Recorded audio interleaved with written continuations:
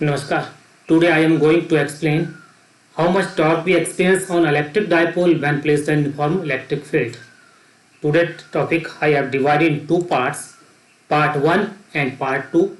Part 1 is concerned with the conceptual problems. First I will introduce the term concept of motion and then I will introduce the concept of zero potential energy. This part 1 is the most important part for specifically for those students who are preparing for the competitive examination like as the NEET, engineering and any others exam. And the part 2 that is concerned with the topic this is the main topic of the day, and most of the questions from the board examination are asked from this part. Today you will learn how we can derive out the expression for torque and potential energy, but this is the case of uniform electric field. So then today we'll talk about firstly concept of motion. What's the concept of motion? Means when we apply force on any object and that force cause motion. You understand very well? When we apply force on any object and that force cause motion, and the question is that what type of motion we describe by that applied force. This is the question. Then before to go on that, we have to know that we have some fundamental understanding about the type of force we applied. जो force जो हमने किसी object के ऊपर apply की है वो mainly depends upon कौन कौन से फैक्टर हैं जिनके ऊपर डिपेंड करती है जो नेट फोर्स हम किसी अगर बॉडी के ऊपर लगती है तो कौन कौन से फैक्टर हैं जिनके ऊपर लगती है. कौन कौन से फैक्टर हैं? Number 1 the magnitude of the force, number 2 point of application and number 3 the direction of force. कहने का मतलब कितनी फोर्स हमने लगाई और उस किस पॉइंट पे लगी और उस फोर्स का डायरेक्शन क्या है. ये तीन फैक्टर हैं. These factors describe the type of motion. Generally there are two types of motion, linear motion and the second is the rotational motion. When we have say that the object have described the linear motion, yeah, what should be the condition for a linear motion? Linear motion को describe करने के लिए क्या होना चाहिए, क्या condition apply होनी चाहिए? Number 1 the net there should be the net force. उस ऑब्जेक्ट के ऊपर नेट फोर्स लगनी चाहिए एंड और कहाँ पे लगनी चाहिए? Eight the centre of the mass. And third one is that should act along the line of the action. These are the three important conditions to describe the linear motion. Number 1 there should be net force. Net force. Number 2 force कहाँ लगनी चाहिए? At the center of the mass. And number 3 along the line of the action. अब जो rotational motion है उसको describe करने के लिए what should be the condition? Number 1 जो नेट फोर्स होनी चाहिए वो क्या होना चाहिए? That should be zero. जो net force applied on that object should be zero and not along the line of the action. Not along the line of the action. these are two important conditions to describe the rotational motion. चलिए हम इसको किसी example से, यहाँ पे मैंने 2 example लिए हैं तो स्टूडेंट्स जो नहीं जान अभी अंडरस्टैंड कर पाए हैं, I hope they are capable to understand from this examples. तो first example that is the case of linear motion. आप देख रहे हैं कि यहाँ पे ऑब्जेक्ट है that I place on a horizontal surface and then force is applied at the centre of the mass and is along the line of the action. तो अब यह ऑब्जेक्ट क्या होगा? जो इस ऑब्जेक्ट की जो मोशन होगी this object get slide over the surface, और जो this type of motion is called as linear motion. And the second example is that here I have took the example of the electric dipole, क्योंकि this is the concern of the topic. तो इसीलिए जो मैंने electric dipole का case लिया है. अब electric dipole I placed in this direction vertical, right, and force is applied at 2 different points, one along this direction and second is in this direction, mean anti-parallel force acting at 2 points. जब इस तरह से force लग रही है और जो net force is should be zero. This the condition here. Net force is zero क्योंकि हियर जो plus q and minus q, जो नेट फोर्स प्लस क्यू और माइनस क्यू इन दोनों का जो नेट इफेक्ट है दैट इज जीरो, क्योंकि force plus q minus q E is equal to zero and these two forces are not along the line of the action. So it means this motion, this type of motion is the example of rotatory motion. यहाँ पे object कोई linear motion describe नहीं करेगा, यहाँ पे क्या होगा, object describe the rotatory motion, और यहाँ पे कौन सा कॉन्सेप्ट इंट्रोड्यूस हुआ, दैट इज द टॉर्क. तो इट मीन्स यहाँ पे क्या लग रहा है, दोनों एज पे एक टॉर्क लग रहा है, एक टॉर्क ऊपर और एक नीचे, दो क्या कर रहा है, इस ऑब्जेक्ट में टर्निंग इफेक्ट प्रोड्यूस कर रहा है. As a result of that ये जो इलेक्ट्रिक डाइपोल है अलाउंग द सेंटर, ये जो सेंटर है उसके जो सेंट्रल जिसको हम कहते हैं रोटेशनल एक्सिस के about start to rotate. Okay, तो ये आपका जो कंसेप्ट ऑफ मोशन का जो हमने लीनियर और रोटेटरी मोशन का जो कंसेप्ट इंट्रोड्यूस किया, ये अब नेक्स्ट जो आर्टिकल हैं उनमें अप्लाई होने वाला है. तो then you can able to understand concept of motion जो वहाँ पे हम अप्लाई करने वाले हैं. तब जो मेरा नेक्स्ट जो टारगेट है, आज का जो मेन टारगेट है, that is to introduce the concept of zero potential energy. और this is the most important part. Students are, बहुत सारे स्टूडेंट्स हैं who are well aware about, not aware about this concept. बहुत सारी derivation they are capable to derive, बहुत सारी numerical problem they can solve, but they have no knowledge about the concept of zero potential energy, कि what is the case of zero potential energy. क्योंकि next coming जो हमारे जो lectures रहेंगे या जो नेक्स्ट यूनिट्स या चैप्टर्स जो रहेंगे उनमें जो जीरो पोटेंशियल एनर्जी का जो कॉन्सेप्ट है बहुत अप्लाई हुआ है. तो इसलिए मैं इस कॉन्सेप्ट को लेके आया हूँ, ताकि क्योंकि आज का जो आर्टिकल है उसमें भी जीरो पोटेंशियल एनर्जी का कॉन्सेप्ट अप्लाई होने वाला है. तो मेरा यहाँ पे ऑब्जेक्टिव है कि to develop the basic understanding of the students before to proceed the main article. जो आपके पास जो मैंने कहा आज का जो मेन आर्टिकल है जो पार्ट नंबर 2 में है, वी हैव, हमने दो मेन आर्टिकल के ऊपर फोकस किया है. One is to drive expression for torque and second is to drive expression for potential energy. ये आपके आज के हमारे मेन ऑब्जेक्टिव्स हैं, परंतु उन टारगेट्स को क्लियर करने के लिए कुछ बेसिक फंडामेंटल्स की इंफॉर्मेशन या उनकी अंडरस्टैंडिंग होना जरूरी है, और सबसे पहले स्पेसिफिकली जीरो पोटेंशियल एनर्जी की. तो यहाँ पे मैंने एग्जांपल लिए हैं, दो एग्जांपल लिए हैं, एक आपका राइट पैनल एक लेफ्ट पैनल में. तो सबसे पहले मैं फोकस करना चाह रहा हूँ, आपके पास आप देखिएगा मेरे पास एक गैस सिलेंडर है, उसमें आई fill the gas up to portion A, right. इसमें पिस्टन लगा हुआ है. अब इस गैस को क्या मैंने क्या किया, इस पिस्टन को मूव किया from portion A to B. मैंने इसको पिस्टन को कहाँ से कहाँ तक ले गया, ए टू बी तक ले गया. It means gas undergo compression. तो it means it is the example of negative work, क्योंकि here work is done on the system, work is done on the system, क्योंकि यहाँ पे हम सिस्टम के अगेंस्ट वर्क कर रहे हैं. We are doing the work against the nature of the system. System नहीं चाह रहा है कि उसको कंप्रेस करे, परंतु फिर हम उसको कंप्रेस करें. तो it is example of negative work. जब हम किसी गैस को उसके यहाँ से यहाँ उसका वॉल्यूम रिड्यूस कर दें तो what happen, internal temperature will increase.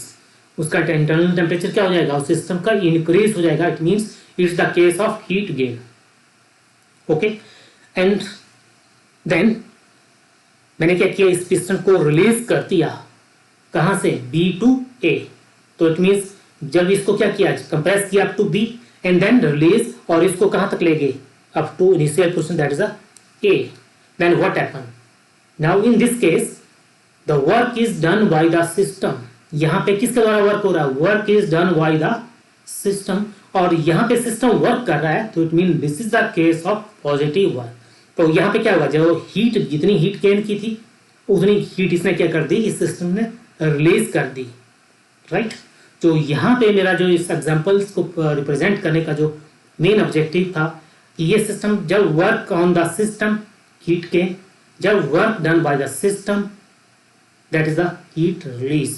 Gain और रिलीज का कॉन्सेप्ट क्लियर, क्योंकि यहाँ पे जितनी हीट उसने गेन की उतनी उसने द्वारा क्या कर दी, रिलीज कर दी. क्लियर. अब आपका इस लेफ्ट पैनल की जो आपके पास फिगर्स हैं, फिगर 1, 2, 3 एंड 4, ये मैंने प्रेजेंट केसेस लिए हैं, और मैंने 1 बाय 1 स्टेप करके इनको फिगर को एक सीक्वेंस ऑर्डर में ड्रॉ किया है, तो आप सिर्फ देखिएगा कि जो सबसे पहले हमने ये चीज़ आइडेंटिफाई करनी है कि मेरे पास 2 पॉइंट चार्जेस हैं और उनको मैंने कहाँ पे इंट्रोड्यूस कर देना है। हमें उनको उस जगह पे, उस लोकेशन पे पोजीशन करना पे जहाँ पे पोटेंशियल एनर्जी 0 होती है। आपको मालूम है जब हमने पॉइंट चार्ज का कंसेप्ट किया था, जो पॉजिटिव चार्ज क्या करता है, प्रोड्यूस इलेक्ट्रिक फील्ड, और वेयर दे एंड। उस वक्त मैंने पूछा था कि इलेक्ट्रिक फील्ड कहाँ एंड होती है, दे नेवर एंड। जो पॉजिटिव चार्ज से जो इलेक्ट्रिक लाइंस होती हैं दे नेवर एंड। तो एंड कहाँ होती हैं, दे एंड एट इन्फिनिटी। तो it means infinity is the portion where potential energy is 0, right. तो हमने सबसे पहले क्या किया, जो चार्ज है प्लस और माइनस चार्ज जो है उनको कहाँ पे लोकेट कर दिया, उनको ले गए इन्फिनिटी पे, और हियर क्या है, यहाँ पे जो पोटेंशियल एनर्जी है क्या है, दैट इज 0। अब उसके बाद हम क्या करेंगे, इलेक्ट्रिक फील्ड कहाँ से जनरेट होती है, जब पॉजिटिव से आउटवर्ड डायरेक्शन में। यहाँ पे हमने पॉजिटिव प्लेट से क्या हो रही है, एंडलेस इलेक्ट्रिक लाइंस प्रोड्यूस हो रही हैं। अब मैंने क्या करना है, इन्फिनिटी से 1 बाय 1 करके चार्ज जो है portion A and then portion B, positive and then negative को क्या करना है, वहां से लेके वहां तक लेके आना है। Then how much work we done, हमें कितना काम करना पड़ेगा। मान लीजिए सबसे पहले मैंने क्या किया है, एक पॉजिटिव चार्ज को कहां से ले गए, आपके पॉजिटिव चार्ज से पोर्शन ए तक ले गए, राइट। तो here I have done the work against the nature, against the nature, it means work on the system. यहाँ पर जो एग्जाम्पल है that is the case of negative work. मैंने पॉजिटिव चार्ज को पोर्शन ए पे इन्फिनिटी से portion ए तक ले आया, राइट, क्योंकि यहाँ पॉजिटिव प्लेट है। तो here I have to do work against repulsion, और जो वर्क हुआ that store in the form of energy, clear. अब इसके बाद थर्ड फिगर में आप देखिएगा, थर्ड फिगर में मैंने पॉजिटिव चार्ज, थर्ड फिगर में नेगेटिव चार्ज को portion exactly below the point A, बिल्कुल इसके नीचे उस पॉइंट ए के नीचे पॉइंट बी को की जगह नेगेटिव चार्ज को पोजीशन कर रहा हूँ। देन हियर अब आपको मालूम है कि हियर पॉजिटिव प्लेट है और हम किस चार्ज को मूव कर रहे हैं, नेगेटिव को। तो here we have to do no work, क्योंकि यहाँ पे सिस्टम अपने आप ही काम कर रहा है, यहाँ पे सिस्टम अपने आप ही काम कर रहा है, क्योंकि हियर पॉजिटिव चार्ज है और जो पॉइंट चार्ज है वो क्या है, नेगेटिव है। हियर वर्क इज डन, यहाँ सिस्टम अपने आप ही, work is done by the system. तो इट मीन्स ऊपर वाले केस में क्या हुआ, जो एनर्जी स्टोर हुई, अब यहाँ पे क्या हुई, इन्फिनिटी से नेगेटिव चार्ज को बी तक लाने में क्या हो गई, उतनी एनर्जी उसने रिलीज कर दी। जो मैंने आपके इस केस में आपको एक्सप्लेन किया था, एक सिंपल से एग्जांपल्स देखे कि जितनी एनर्जी उसने गेन की उतनी एनर्जी बी पॉइंट पे क्या होगी, रिलीज होगी। जब रिलीज होगी, अब ये जो दोनों जो चार्ज हैं प्लस और माइनस, ये क्या बना रहे हैं आपने कि they are form electric dipole, they form electric dipole positions perpendicular to the applied field. जो अप्लाइड फील्ड है वो कैसे, उसके कैसे हैं, परपेंडिकुलर हैं, वर्टिकल हैं। तो it mean this is the case of zero potential energy, understand.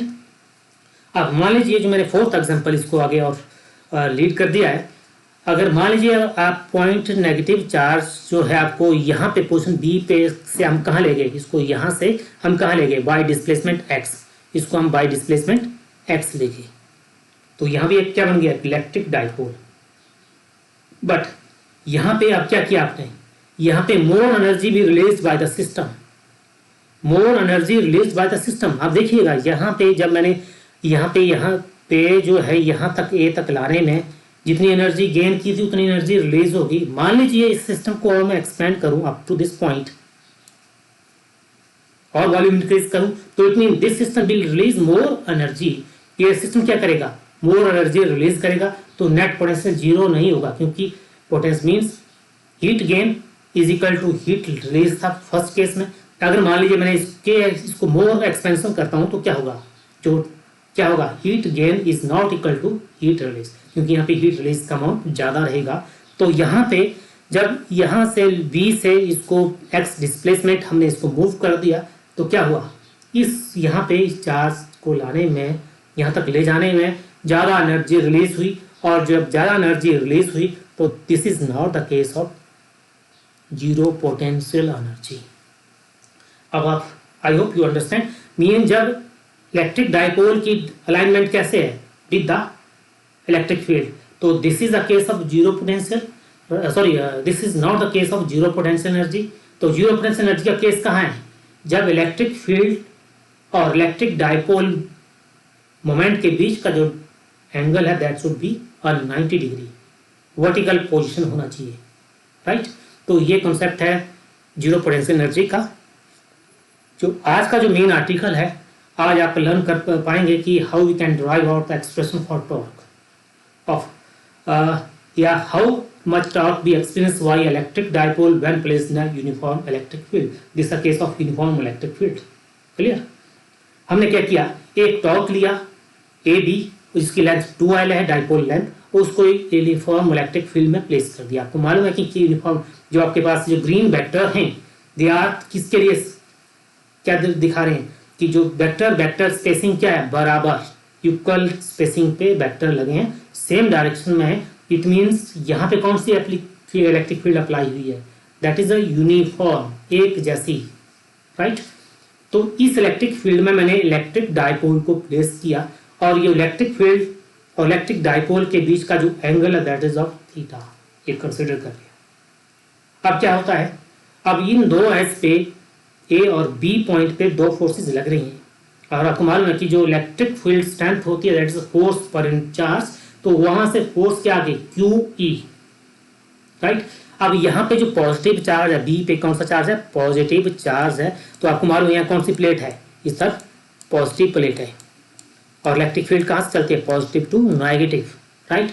तो ये पॉजिटिव चार्ज यहाँ पे है, बी पे पॉजिटिव चार्ज है, तो डायरेक्शन वेक्टर की कहाँ होगी, आउटवर्ड, तो ये डायरेक्शन ऑफ फोर्स, राइट।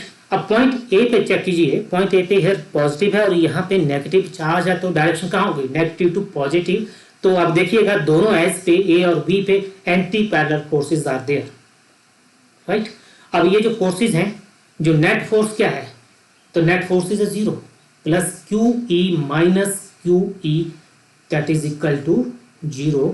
जो net effect of force here is 0, right. और these forces now, ये जो forces हैं, they are not acting along the line of the action. It means they will produce the turning effect. They will produce the turning effect. Mean इसमें torque, ये जो electric dipole क्या करेगा, एक torque experience करेगा। तो इसके बाद हमें क्या करना है, we have to write down the formula for torque. जो पूछा गया है, हम टॉर्क के लिए फार्मूला जो है उसको लिख देंगे, और वही हमने किया। जो हमने क्या किया, since we know that torque होता है force into perpendicular distance, right. जो torque that is the tau is equal to जो फोर्स है वो हमारे पास क्या आ गई, आपके पास इलेक्ट्रिक फील्ड स्ट्रेंथ का फॉर्मूला यहाँ से फोर्स आ गई। एंड BC जो perpendicular distance is here BC, ये जो आपके पास जो डिस्टेंसेस है क्या है, परपेंडिकुलर डिस्टेंस है, दिस इज अ परपेंडिकुलर, एक फोर्स यहाँ एक फोर्स यहाँ, इन दोनों के बीच का जो डिस्टेंस है that's a perpendicular distance BC, right. क्योंकि ये दोनों फोर्सेस कैसी हैं, not acting along the line of the action, line of the action like this one, अगर एक फोर्स इस तरफ है दूसरी इस तरफ है तो कैसी हैं, ये दोनों लाइन ऑफ द एक्शन है, परंतु ये this is not the case of line of action. I hope आप लाइन ऑफ द एक्शन का केस अंडरस्टैंड कर पाएंगे। अब जो इसके बाद मैंने यहाँ पे जो ट्रिग्नोमेट्री, जो भी एक triangle, right angle triangle draw किया ACB, यहाँ से साइन रेशो अप्लाई कर दिया, क्लियर। ACB साइन थीटा होता है perpendicular, this is the perpendicular BC over hypotenuse AB, और AB जो इक्वल टू 2L है। अब ये चीज़ें हमने सब अप्लाई करने वाले हैं, तो हमने यही किया, BC की जगह AB sine of theta apply कर दिया। अब इसके बाद यू नो दैट जो AB है that is the dipole length. अगले केस में मैंने क्या किया, डाइपोल लेंथ AB की जगह क्या कर दिया, 2L। अब इसके बाद मैंने जितने भी आर्टिकल अभी तक एक्सप्लेन किए, जब इलेक्ट्रिक डाइपोल का केस है तो जितनी भी एक्सप्रेशंस आती हैं, उन सभी एक्सप्रेशंस में किस चीज़ की इंफॉर्मेशन सबसे एसेंशियल है, that is the information of electric dipole moment. तो अभी तक देख रहे हैं जितने भी हमने स्टेप प्रोसीड किए हैं, अभी तक मेरी एजुकेशन में इलेक्ट्रिक डाइपोल मोमेंट की इंफॉर्मेशन नहीं हुई है। अब हमने कैसे उस इंफॉर्मेशन को इनकॉर्पोरेट करना है वो हमने सोचना है। जितने भी, चाहे हमने एक्सेल लाइन का केस किया, चाहे इक्टोरियल का केस किया, चाहे जनरल केस डिस्कस किया, जब भी हम इलेक्ट्रिक डाइपोल के बारे में केस सोचते हैं या उसके बारे में इक्वेशन ड्राइव आउट करते हैं तो हमें इस एंगल पे इलेक्ट्रिक डाइपोल मोमेंट के ऊपर अवश्य ही सोचना है कि वो जो इक्वेशन होनी चाहिए उसमें क्या आना चाहिए, information of electric dipole moment. तो हमने इलेक्ट्रिक डाइपोल मोमेंट हमने यहाँ पे लिख दिया, electric dipole moment you know that Q2L is equal to P, right. तो इस इक्वेशन को क्या किया मैंने, रीअरेंज किया, जो Q2L को एक ब्रैकेट में रख दिया, मीन्स रीअरेंज किया और मेरे पास भी एज इट इज इक्वेशन। अगले स्टेप में Q2L को की जगह मैंने P पुट कर दिया and then P E sine theta, और जो इक्वेशन नंबर 1 है, this is your required equation for torque. Okay, this is the main equation for torque.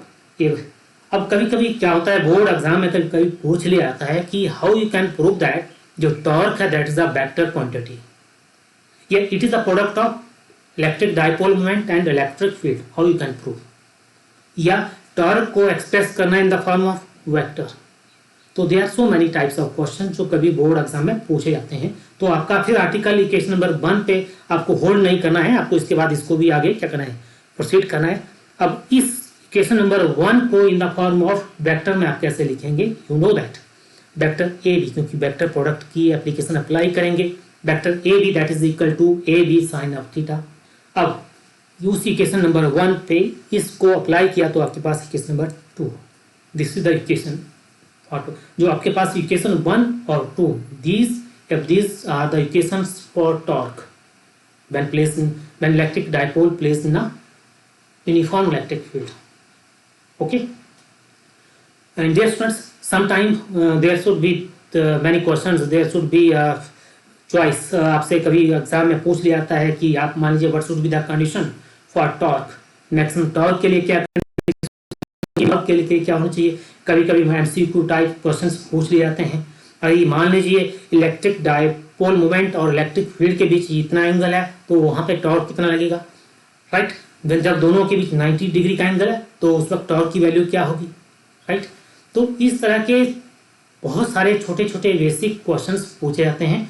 तो चलिए हम बात सबसे पहले करते हैं मैक्सिमम टॉर्क के लिए कंडीशन क्या होनी चाहिए।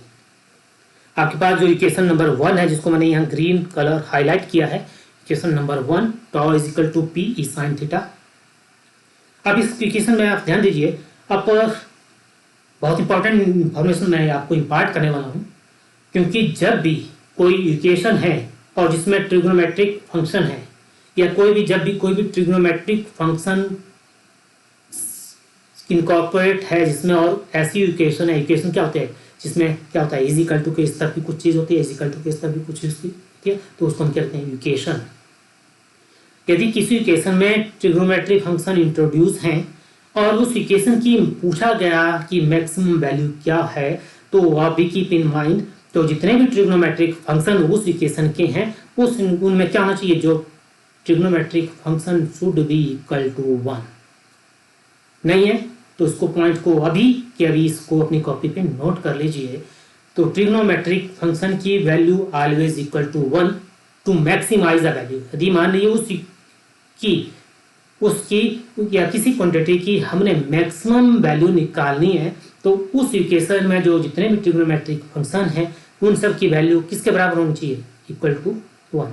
तो वही कंडीशन हम अप्लाई करने वाले हैं, क्योंकि वही फॉर मैक्सिमम कंडीशन के लिए क्या है, sine theta should be equal to 1, और हमने इक्वेशन नंबर 1 में जब अप्लाई कर दिया तो टॉ पीई। अब जो टॉ है, टॉ को मैंने क्या सिंबॉलिक कर दिया, tau maximum, tau mean maximum torque that is equal to PE. क्योंकि अब देखिए sine theta that is equal to 1, मैंने कहा मैक्सिमम वैल्यू के लिए कंडीशन होनी चाहिए, और it means sine 90 degree is equal to 1, तो it mean theta is equal to 90 degree, this is the condition.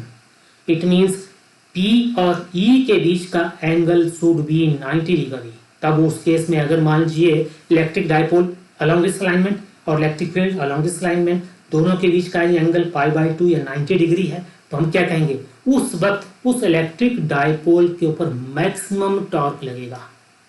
Okay, and the question of course is that then what should be the condition for minimum torque. अब minimum torque के लिए क्या condition होनी चाहिए, फिर मैं point को आपको कोई फोकस करने जा रहा हूँ, इसको आप नोट कर लीजिए। जैसे मैंने कहा मैक्सिमम टॉर्क के लिए जो ट्रिग्नोमेट्रिक फंक्शन वैल्यू क्या होनी चाहिए, 1 होनी चाहिए, एंड मिनिमम के लिए क्या होनी चाहिए, that should B 0। Minimum torque के लिए वैल्यू क्या होनी चाहिए, 0। तो आप इस इक्वेशन में साइन थीटा की वैल्यू क्या होगी, 0। तो इट मीन्स जो इक्वेशन 1 रिड्यूस टू जो उसमें जो टॉ की वैल्यू क्या होगी, वो मिनिमम होगी। जब 0 इंट्रोड्यूस करेंगे तो टॉ इज इक्वल टू 0। तो इट मीन्स इसको सिंबॉलिक कर दिया, tau minimum that is equal to 0। अब इट मीन्स जो एंगल क्या होगा applied electric field and electric dipole moment के बीच का एंगल क्या होगा। फिर हम tools sine theta that is equal to 0 ये मैंने कहा, और साइन 0 इज आल्सो 0। तो it mean theta is equal to 0। Clear. It means जब electric dipole and electric field are along on the same alignment, एक ही उनके अलाइनमेंट एक ही डायरेक्शन में है, देन व्हाट हैपन, जो हो तो उस वक्त क्या होगा, उस पे मिनिमम टॉर्क लगेगा। और this is the condition for stable equilibrium. We note this is the condition for stable equilibrium. जो नेक्स्ट टारगेट है आपका, how you can drive out expression for potential energy of an electric dipole when placed in a uniform electric field. ये जो article है मैंने इसको generally 2 parts में divide किया है। Part 1 deals with the expression for work. Part 1 में मैंने ड्राइव किया है एक्सप्रेशन फॉर वर्क, और जो पार्ट 2 है that deals with the expression for potential energy.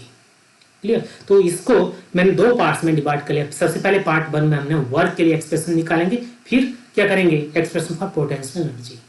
Okay, तो चलिए पहले पार्ट 1 पे फोकस करते हैं। मैंने क्या किया, एक इलेक्ट्रिक डाइपोल को प्लेस किया vertical with the direction of the applied field. आपकी फील्ड इस डायरेक्शन में है, उसके वर्टिकल प्लेस किया है। Then what I have done, मैंने क्या किया, अब इस इलेक्ट्रिक डाइपोल को एंगुलर डिस्प्लेसमेंट कर दिया by small angle d theta. मैंने इसको यहां से इस पोजीशन को डिस्पोजिशन कर दिया by small angle that is a D theta. तो इस जब मैंने इस इलेक्ट्रिक डाइपोल को यहाँ पे अलाइन कर दिया, then what I will do, मेरे को क्या करना पड़ा, I have do some work, I have do some work. और उसी वर्क के लिए मैंने कितना वर्क किया, by displacing the torque by small angle, वो कैलकुलेट करना है। तो यू नो दैट यहाँ पे कौन सा वर्क किस तरह का, जो फोर्स है वो कैसी है, that producing a turning effect और दैट इज अ टॉर्क। अब टॉर्क और वर्क के बीच का क्या फार्मूला है वो मैं डायरेक्टली अप्लाई करूंगा। अब क्योंकि हम करने जा रहे हैं, सिंस वी नो दैट जो टॉर्क है, आपने जो वर्क है that is a torque d theta, क्योंकि स्मॉल डिस्प्लेसमेंट हुआ तो वर्क भी स्मॉल होगा। Also we know that torque क्या होता है, जो हमने अभी स्टडी ड्राइव आउट किया, जो टॉर्क होता है that is P E sine theta. Next equation में मैंने वो अप्लाई कर दिया। अब क्या है, क्योंकि this is the case of small work, finally हमें कहाँ क्या चीज निकालनी है, हमें नेट टोटल वर्क निकालना है, हमें टोटल वर्क निकालना है। तो टोटल वर्क के निकालने के लिए हम क्या करते हैं, कैलकुलस अप्लाई करते हैं। कैलकुलस मीन्स इंटीग्रेशन अप्लाई करते हैं। तो हमने क्या किया, इंटीग्रेशन अप्लाई कर दिया। तो इंटीग्रल ऑफ डी डब्ल्यू, आपको मालूम है इंटीग्रल ऑफ डी डब्ल्यू क्या होता है, that is a d integral of d W that is a W. Okay, ये आपको इंटीग्रेशन आती है निकालना।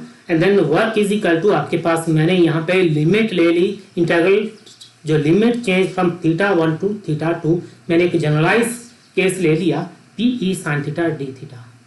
अगले स्टेप में मैंने क्या किया, क्योंकि इंटीग्रेशन किसके रिस्पेक्ट में, with respect to angle d theta, तो बाकी जो हैं वो फैक्टर मैंने बाहर रख दी है, तो पी ई बाहर रखा गया इंटीग्रेशन में साइन थीटा डी थीटा। अब इसके बाद मैं क्या करूँगा, जो नेक्स्ट स्टेप अब डिमांड क्या कर रहा है, नेक्स्ट स्टेप ये डिमांड कर रहा है कि जो इंटीग्रल ऑफ साइन थीटा क्या होता है, जो integral of sine theta d theta क्या होता है, दैट इज आपको मालूम है integral of sine theta d theta minus cos theta होता है, और integral of cos theta d theta that is a sine of theta. Clear. जो integral of cos theta d theta होता है sine of theta, whereas integral of sine theta d theta होता है minus cos of theta. वो आप हम apply करने वाले हैं। Integral of sine theta cos theta का जब इंटीग्रल ओपन करेंगे तो आएगा minus cos theta d theta. वही हमने किया, integral of minus cos theta, अब क्या हुआ, जो theta change from theta 1 to theta 2 modulus में चला गया। हियर इज यहाँ पे आपका इस चीज को आप करेक्ट कर लिए, here is angle theta cos theta, this is now generally this is not cos, this is cos theta, इसको करेक्ट कर लीजिए। अब इसके बाद मैं क्या कहूँगा, जब इसको ओपन करूँ, मैं यहाँ पे माइनस साइन को बाहर ले आया, अब इसके बाद क्या कहूँगा, इस मॉड को ओपन कर दूंगा तो क्या होता है, जब मॉड को ओपन करते हैं तो थीटा की जगह पहले अपर लिमिट फिर माइनस लोअर लिमिट, वही हमने किया, कॉस थीटा की जगह upper limit that is theta 2 minus lower limit. Okay, फिर मैंने इस इक्वेशन को कैसे कर दिया, एक्सप्रेस कर दिया, मैंने जो माइनस है उससे क्या कर दिया, अंदर मल्टीप्लाई कर दिया, तो आपके पास जो माइनस है वो प्लस हो गया, जो प्लस है वो माइनस हो गया। तो जो प्लस का था फैक्टर, क्योंकि जो माइनस कॉस थीटा 1 इसको मैंने पहले लिख दिया क्योंकि प्लस का, क्योंकि जनरली क्या होता है रूल, जो प्लस के जो फैक्टर होते हैं उनको पहले लिखते हैं बाद में माइनस के, this is general method algebra rule.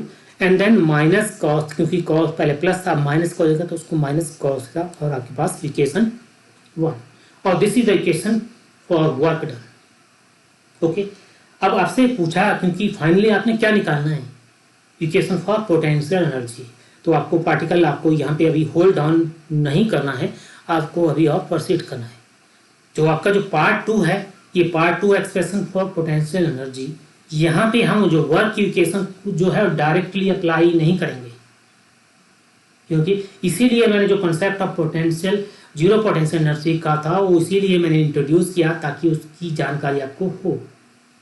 अब जो क्या है, to express the work equation, जो मीन जो वर्क की जो इक्वेशन है in term of potential energy, the electric dipole should be zero potential, that is zero U equal to zero, जो electric dipole should be at zero potential energy.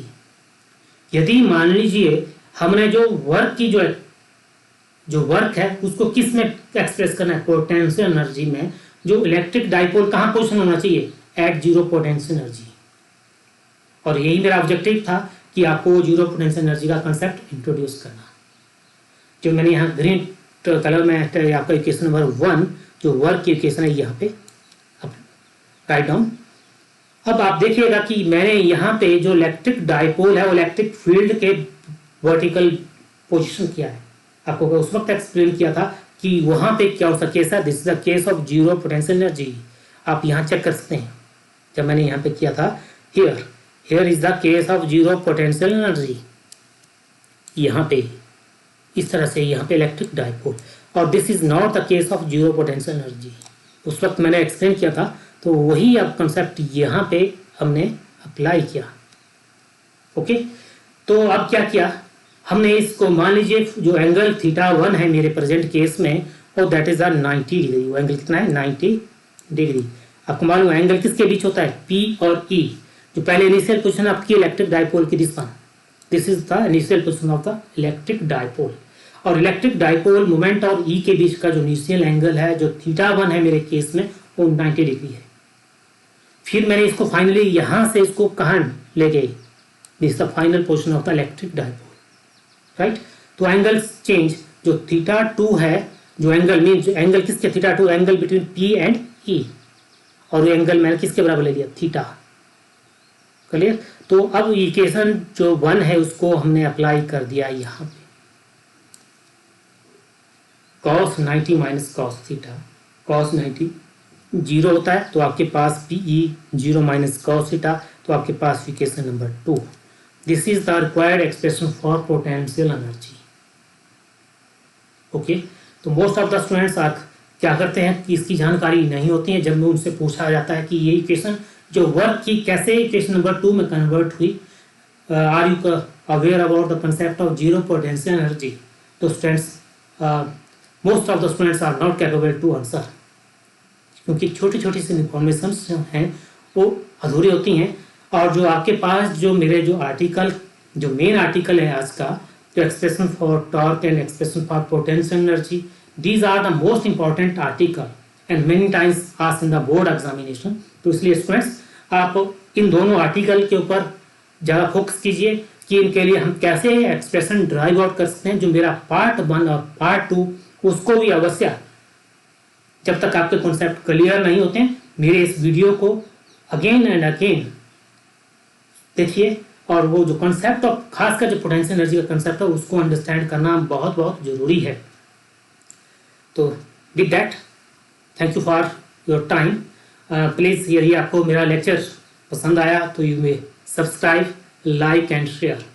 यदि किसी students को PDF copy चाहिए, जितने भी मैंने lectures deliver किए हैं, ये जो प्रेजेंट लेक्चर है इसकी अगर PDF कॉपी चाहिए तो आप मेरे को लिख सकते हैं, या you can be search me on Gyansheel school of physics. तो I hope you understand of the topic. Now I am going to stop now.